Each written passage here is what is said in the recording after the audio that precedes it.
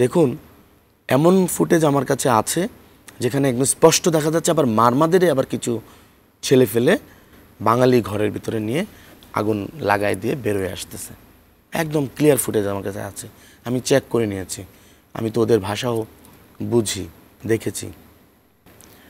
তো এইটি যে মানে খুব সুপরিকল্পিতভাবে গোছানো, সেটা বোঝার জন্য আমি আপনাকে আবার সেই ধর্ষণের অভিযোগের গোড়ায় নিয়ে যাচ্ছি। অভিযোগটি যখন উঠে তখন একটি ছবি নিয়ে ওর পরিবারের কাছে যায়, অভিযুক্ত ছেলের পরিবারে। বলে, তোমার এই ছেলে কোথায়?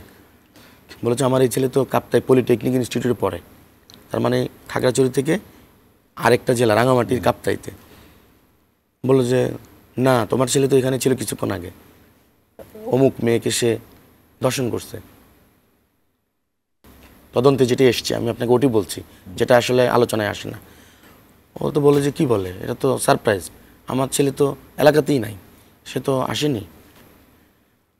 বলো যে দেখি প্রুভ করো। তখন সে ভিডিও কলে ছেলেকে কল দিয়েছে, সে কাপ্তাই পলিটেকনিক ইনস্টিটিউটে আছে, সেই ভিডিও শো দেখিয়ে তাদেরকে তখন শান্ত করেছে।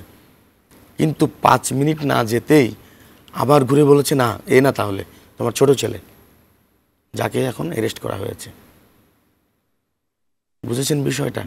প্রথমে কিন্তু গিয়েছে তার বড় ছেলের দাবি নিয়ে, ও যখন নাই তখন ছোট ছেলে, যেই ছেলেটাকে দাবি করার কারণে পরিস্থিতি শান্ত করার জন্য সেনাবাহিনী, পুলিশ তাৎক্ষণিক পদক্ষেপ নিয়েছে। সেনাবাহিনী তাকে অ্যারেস্ট করে, আটক করে পুলিশে তুলে দিয়েছে।